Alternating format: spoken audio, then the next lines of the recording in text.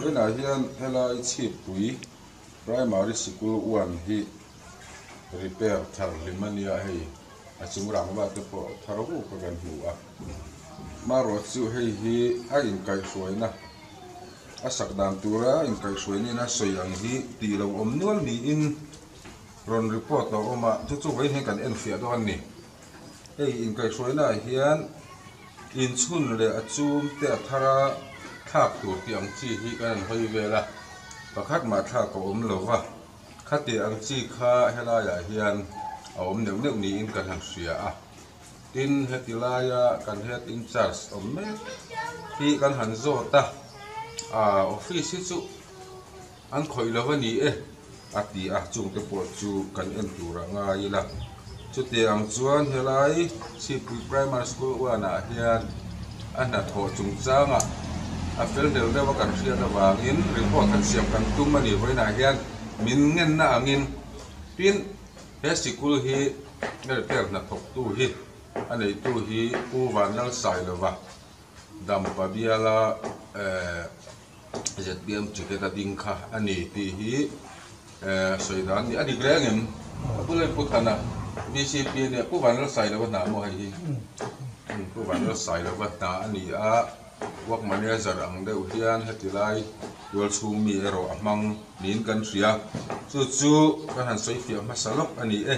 ti chuan hetilaya in kai hruai nei na soyang hi an PM ti kha kan en kual don ani voina kan soi bel du chu helai bel tu MLA dam pa bel tu MLA pula rin tluanga sai lo hi abial chung na uluk mai ani a MNF sarkar lai khan hetilaya MNF group president hi anna tho chiat wangin zanthum lok apatan tirani tin chu mai ni lo heta chaklang dung lam dam pa bial tho khilap dang dung a ken an mani kha soya ngai chuang lawa MNF general headquarter kan secretary ni lai anna kha adu thu sam lawa engineer te phone an zu chut chiat sak vekani chu phei chu selmatikop maya khami an thok tu khan kan ne na poron soya amaro chu a kan pu bula soila bihar satdan te kan pu ineng tinamo ti dan semana amaro chu na chia hi du lawa chu wang chuan keini pon na kan thokani pon na kan thok chengai lo ka lo ti ani in lalle na nge po kan unit te na inte kan sakha an siam kha kan zuk ena alunga oi thot lo chu cheve kang seu atiani chu kan soina chan chu puer tlonga sai lo hi na thadu mi ani a chu mi ni wang chuan hetilai abial chunga sikul major repair po hian du thu sam lo le mai amania amana zu en to a khai hei hi chu kalom lo chu wang chuan en non le se thok tu te hian ka du ani ti thu a soya chu mi bo zui chuan voina hian chiang deuh zokin kan en don ani ti kha kan soibel du zok ani hei hi lo thlir masal lokila estimate amount hi noi som pali le sing khat ani a na tho tur kai hruaina in a soi an tho lo te nen hian ibi masalok te ang hetilaya pen tuisena underline ho hi an ti lo zong amuna kan juk mu te an ni a pakhat na hian in chhun le chum te athara thlak tur ti hi thara thlak om lo palina office ban pui RCC athlaka flat iron mangin thingze zom chho tur ti po hi ti ani lova office le classroom a ceiling da vek tur ti hi office an da lova tin office chuat a chelai waran thingphe ka thlak tur ti po hi pakhat ma thlak kan hmulova tin classroom sak thara kongka pui pahnih le tukver pariat vua rong hnoi vek tur ti hi classroom a hian tukver pakhat pahnih pathum le kongka pui pahnih chia siam ani a tin existing school building le office kongka puile tukver chia athara thak tur classroom partition wall da veka fitni asanga thon theya siam tur ti hi existing room mi hi sthar siam ani lova a hluien mangboka tin school entrance step le handrailing wa that ti po hi antilovani tuna bi chianna video hello clear ho do nang ule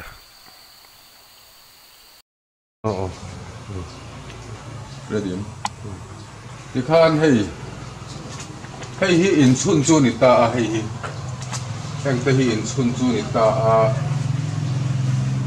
hi ki zoom kan ti kha ni ta a hei hi kan han hoi kwala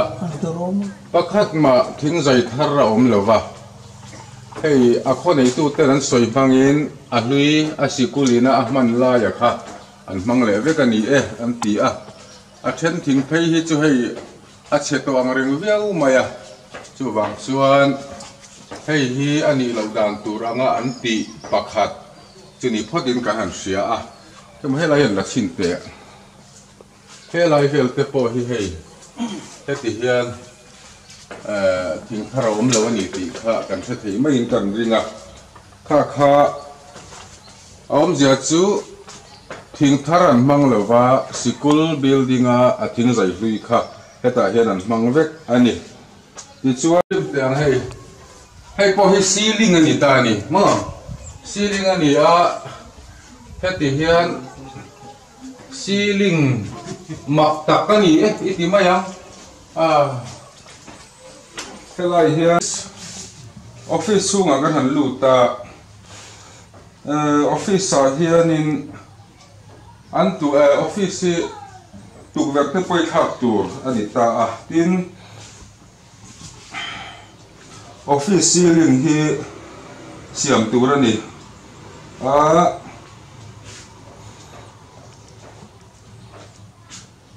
office ceiling chu tuna hian an chin chin teng hei an khoi lo ani siam angai khop maya he lai te hi a tet huawa he lai te po chia a ti chuan he lam te po huawa office ceiling hi siam la ben kal san ani ain kai hroi nei na a soi dan chuan office hi abang te po a chelai thak tur ani a siam tur ani a ceiling big phei hi chu siam tur ani ringot mai ani chu tiang chu ni a tin office kong ka pui le tukver chia a thara thak tur ti ani a chuan office hei tukver le kong ka pakhat ma hian thak lo sum hei hi office tukver an man lai hi ni a chen khat chon le tha pon la ti mai thei ma se a tha lem lo ni heng hi chu hei rei dai lo wang hei hi an thak lo tok maya he da hei an socket ball man dan ti a tu ruang reng le mai ti hian hei office tukver kalna ni hi changkang le mai chu thak tura ti kha office tukver le kongka pui kha thak lo bok ani ti chuan office chuat ta khai hi thing phel hi thak tura ti zinga khana tel boka office chuat le varanda chuat chelai thing phe ka thak tur ti kha ni a chu ma se office chu khoi lo sim ani he akom ka vel te po hi ti hian anga ang hian an kal sana ti chuan atang abang tail te po hi a chelai thak tur ti ani lo lai khan hei pakhat ma an khoi lo ti la hei le noilen noilen pakhat pani pathum pali tail pali an thaka ti chuan helai hian hei bang che na pakhatin an chep bet le a ti chuan hei heng te po hi akke helai te po sopro po oma atiang kha an thak chuang lem lo ani ti helai te po hi cái office bằng chặt làm gì anh xin đi lại cái gì chứ anh thắc sẽ chặt tủ rồi nè đây tiếng mồi khát thì hiện là ông về mày nè tiếng lại thế đây thì hiện tuần thì hiện tiếng lại cái bộ gì đủ thu sớm lâu khóc mày thì thế nên cái bộ gì thì có dấu vô mấy khát thì ông về khá nè thì xuân các school building làm hiện anh lúc tiền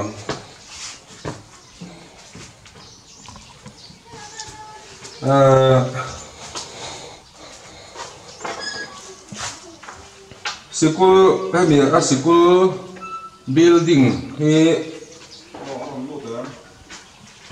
tụi về chia thạc tụ ra đi in công cấp bụi tập bộ thạc tụ ra đi hay mi building school room phần thì bị cái gì chú ăn khơi lẩu xíu mà cái đó ceiling quăng khơi lẩu cái đó ceiling chân khơi hay ceiling chân xiêm mà này thì mà rồi cái ceiling lẩu quăng khơi lẩu gì mà công cấp bụi làm sao lẩu tụi về làm sao lẩu công cấp bụi làm sao lẩu tụi về làm sao lẩu anh tụi về sao lẩu hi đây hi chọn cái nó còn sao này đây cả sana hay hi giờ tiêu tụ tên ba là xiêm nhỉ cả các chú ra nó trong làm xiêm cái đó cho nên giờ tiêu tụ tên ba là xiêm mà thì cái là lâu mà hay thạc của nó thì thạc là gì nó nghe tốt cái gì hay hi giờ tiêu tụ tên ba là lâu xiêm một cái này hay tụ cái gì chả chút cái gì lâu cái gì thạc mai cái gì rồi cái partition như xiêm của nó thì ta mà sẽ rangva hui kha ai rangva ni rangva hui kha thì hiện anh cô ta anh cô pha cho chuẩn mong ta ai cô rangva in chung man to cô tiếc sẽ thế ấy thế là cái gì ini baju tay được này đây là cái cái xiêm sắc có gì được để lúc này nó mọc đấy mày hay là nhân công hòa công đủ cái gì đó chú anh đặt lẩu đấy chúng tôi sẽ nói về cái chú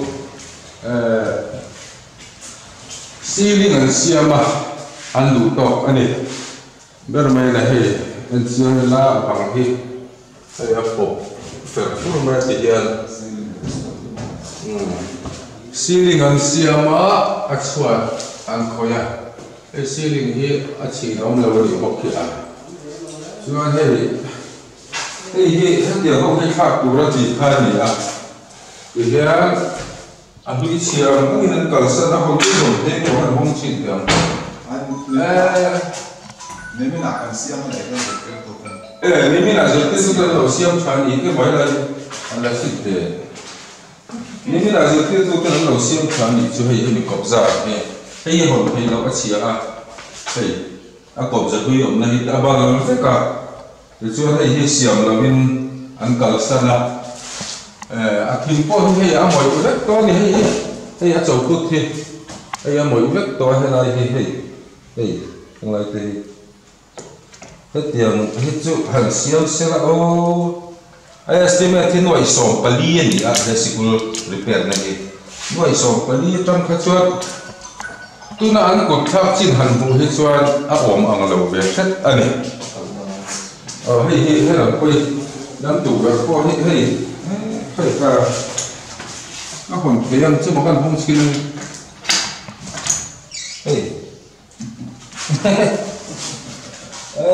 khai amo ra apon lam tangin ente hei elai apon lam tangin en chinte ang ani hi hei chu heng ti that te pe telani ani na taka chuan hei mi panten ente a jelo hle mai hei chuan hei ventilation hi dar thalang pakhat ma om lova a hlui rin bawk ani a he lampang pawh hei ventilation engmah dar thalang om lova helai hian ventilation dar thalang bal pakhat chu awm ve ani helai hian hei an thak ve mai se tha tur a dia o ti hian an kalsan ani thalo hle mai he lampang hi khai a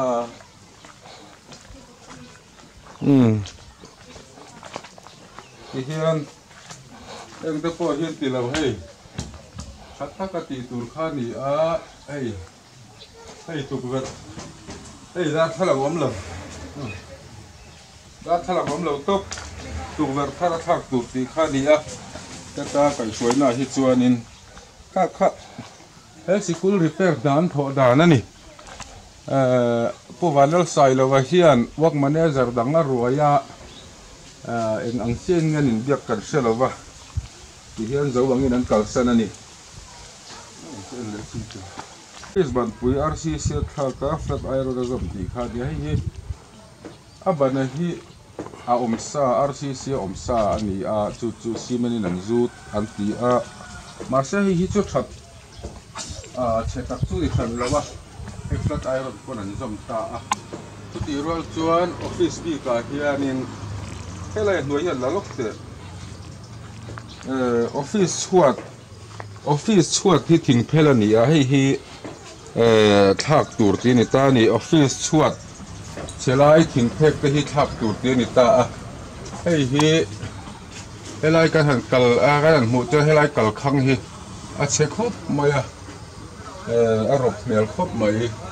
chuan nakina chu lama te pawh kan enanga office rim hi chu an khoi lo ani abane ro chu hei an da tin kan te hei aban hlui khan ring top maya lema bal deula ya khan si menan bela hei chuan hei helai bel hin han la pe heng lai vel hi ban thar te chu han khai a wa thalo ve tlangal huk mai a hei hi a fu lo hle mai a chiam that le chi chu khai a a khoi don dek a chezel mai kha office ban lai chu ni a fu lo hle mai chuanin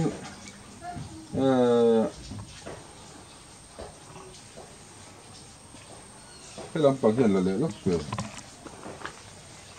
a fu lo hle mai a hei chu hei ti hian hei hi a thalo khop mai hei a tri a an siam lo ni hei chu ban hlui mang ani hi khatiang vel kha ni a heng hi thok tu lam te hian angin nge an ti don ka hrethiam chi alova du thu chu sam chi alo ni hei office chuat helai te hi amoi ti hriat khop mai molin han hol chin taila hei po ani a chuan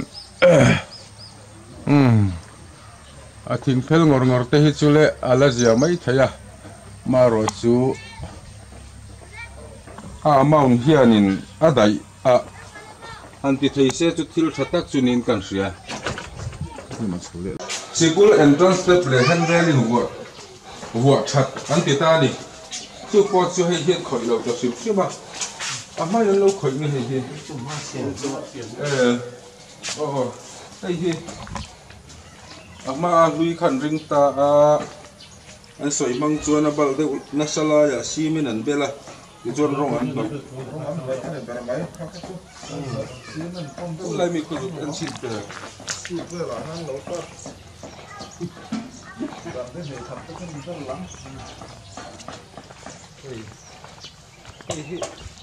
hei hi hlui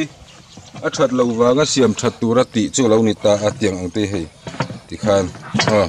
an bel le mai ni har lo ti khan ti khan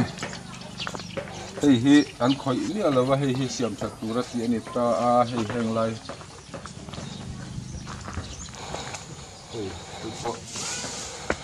ทนเลยที่ไม่ตอนที่พอที่ทนเราไม่อย่างอ้อยก้าวหัวไม่จะลุกฟูเราเลยไหมยังทางที่หาสาชวนนี่เรามาเสฟูเราเวดิชวนข้างข้าง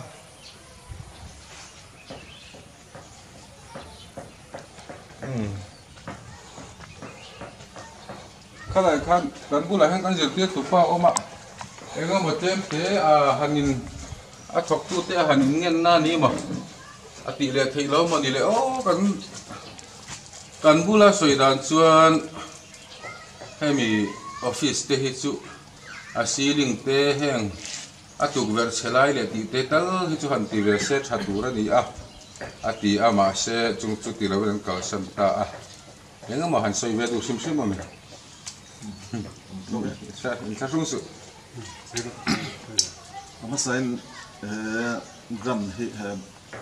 รำชัวดานฮิสมักราหน่วย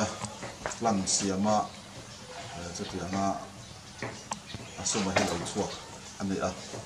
สลายกัน PRC Voice Thailand ลำมาโปรแกรมดินคุยกันอันนี้มาอินลันมินเสียมสักส่วนนี้เขาตัวเป็นเนี่ยนะเทลูตินเตียงเฮียนมีสักนัดตัวซุ่มเฮียเราชัวด้วยสองปลีข้าเราชัวข้านี่แต่ส่วนนี้สักดานตัวสกีมข้าคอนทรัคตัวนี้นี่SMC ลำคอยตัวที่พวกข้ากันเชื่อเวเสียละมันแต่ส่วนนี้น่ารำชัวตาตัวนักการสื่อข่าวทาเฮียนวักมันได้จาร์ตัวข้ารวดตัวรินออฟฟิศลำเป็นมิรัมตีแต่ส่วน SMC อัตรังเงินวักมันได้จาร์ตัวข้ามินโดนรวดตีร์ตาแต่ส่วนหลังฟ้าเราช่วยเจล่ะวักมันได้จาร์ตานรวดตัวข้ามินโดนตีเงินพอยไม่นั่นอย่างจ้ะวักมันได้จาร์นี่นะครับการเสียมสักจนจะอย่างจนวักมันได้จังหน้าจังว่าเราช่วยเจริญอารมณ์ทกแต่จวนนี้อาจงละมาเห็นตรงนี้ทุนในตู้เลยเจริญสุขนี้ลำจวนออฟฟิเชียลตะกัเชียนนักกันในช่วงละปะอามาเราจะให้กันเข้าตู้ตัวเฮียนที่เราเนี่ยพงจนเชื่อจอกตัวกันง่ายจนนั้นหันสาคานยาการเข้าตู้ตัวนั้นสวยอังคาร estimate จวนนี้เองหมดเส้นจวนกัลเวบกอินกันสีอาทิตย์ให้คลาสรูมชิมที่จอันสัตว์ทอขัดอินอารมณ์พวกอันหลงเวียวอามาเราจะเห็นหน้าที่ new construction นั่นเองเสียแล้วว่า repair major repair เนี่ยจุดที่จินตูจุหันเตียรำริหันคำเทียมพวกข้ารังอะไรนะจุลายการะสรคาร์ทารันเนี่ยไปเสียนะสามตักในอินอาเชลัยจงให้มินันมาสักเทียงจัวที่ไปเสียนะมิดินกันเราตีระอามาเราจูกันไปเสียงจุดที่ละแข็งแวกบิ๊กเราเดี๋ยวจูเนี่ยอะไรนั่นนะจูอันนี้วัยน่ะกันไม่ได้แต่นะกันโดนกบอังคัดที่เราเนี่ยพงจูอันนี้เดี๋ยวมาอามาเราจะให้ยิมชุนเละจุ่มเด็ดอันท่าโลนัสซาติเตปโคอาดิทิ้งทาร์เมลที่ตัวตั้มหรือว่าทิ้งใจชิมมาที่จวนลุยที่อาลักษณ์ตัวเนี่ยกันจกเจียนเวหรือว่าอันนี้น้ำหอยเบี้ยวค่ะอันนี้ทัศนอมบ็อกซี่จูบางจวนนั้นทิ้งทาร์เมลที่จูอลังตั้มมุตุกหรือว่าซีเมนต์วักรอที่จูให้เมลทาร์รวมตัดกันหัวหลอมเบี้ยวทวินกับเสียมาเราจะใส่อังคารตัวไหนเฮียนกันหลอมเบี้ยวรัวเล่นกันหลอมนั่นละกิมเราเดือดโจเอเล็กซ์นะวางข้าเนี่ยเห็นหาที่polling station นั่นเองวางมินรันนอร์นั่งเรียนครบไหมเอเล็กซ์มาเนี่ยจะเอาตัวละตีเด็กข้า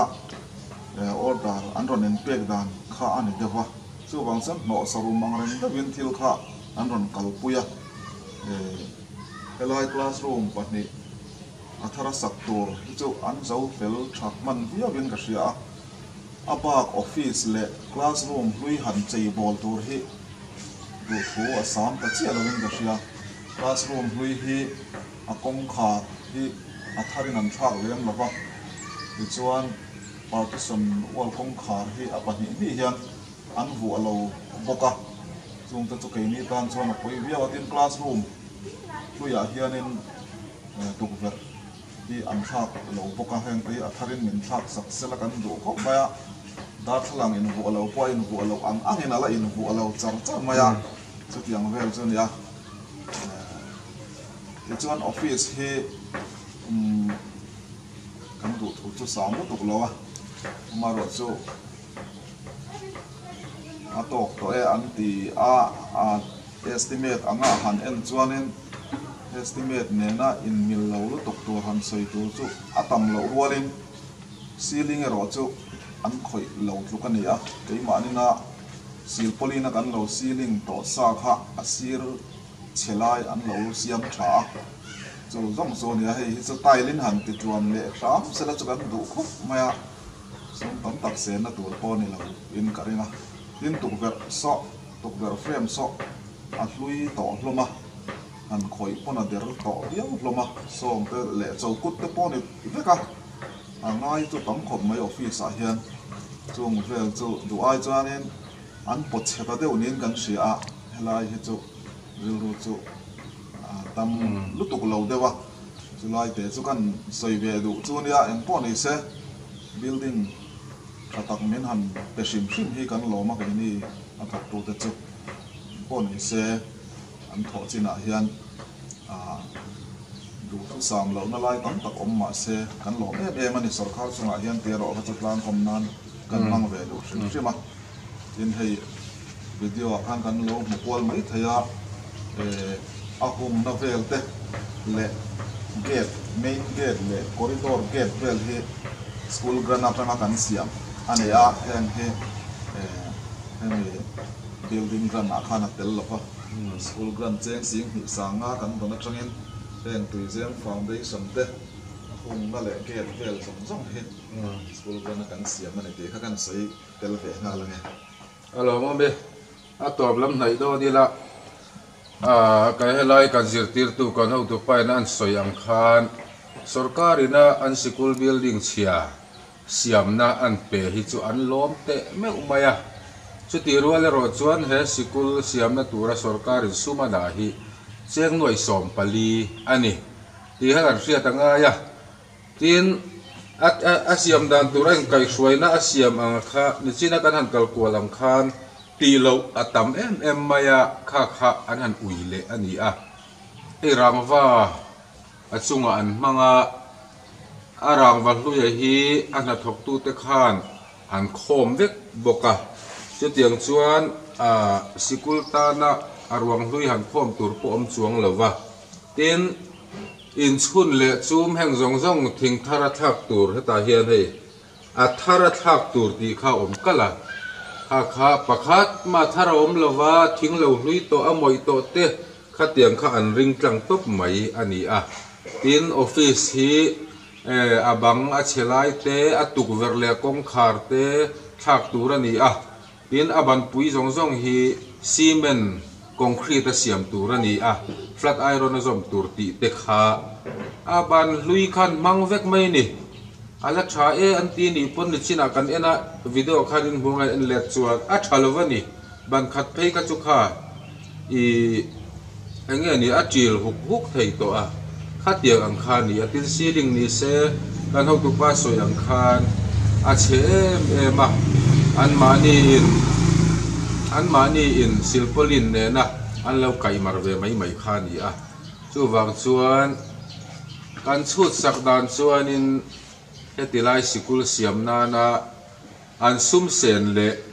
estimate chu a in mil lo ma chu kan ti ni han railing po kan hria ni china khatiang kha ani a tin hetilai a hian helai sikul chung changa min ron phone khan a khotwala ka zum biak re pu sai lo ba ta khan mo an lo ti zela makan ti deuh chu helai awak manager soi zela lo om le dei ta amaro chu anei tu tak chu puwan la sai lo lom chiang deuh hian tia ei ani tiro ni en ti ta ha kha ni top nan lo ka kan soi du chu top nan kan soi du lok chu ni china kan jir tir tu pana soyang khan kal phung thar sarkar kan bei sei em na po thazok le fel zok le thiang rim zok kha mi kuin kan bei sei la in heti mai maya heti la ya sikul major repair na an kal pui hi lung adam chi alavani ti kha akhiat thei ome kan VCP helai kan VCP puthan oma puthanan enge toite top dan soi du nei sikul repair chung sa ka soi tu wak ka ba ama ra se ani ge khotla nga soi tu ni chuan department da ke chuan wo kan ron nei don point VC te ni ka su so re ti na tu nei na kan ron nei lo na chu min na mi rang su so re ti na Duna education department work kaya tuanin council of film ma kami ang estimate ba po hi to ni to wai kan be na ni mo ya council of film so ba chuan sei dai ni to so wai na po ko so ani chu tikhan kan du tok don mayanga hei hi kan sarkar lam ho tu ten tuna kan han thir kualang khan office building big le hemi existing building an hanti building omsa major repair ngai velawa amma ro chu akong khar atuk ver a partition ti te thak turati ti lo ero hi chu ti le dang kong min dap sak seng ti kha kan zirtir tu te du thu sam kan soi sakani an lo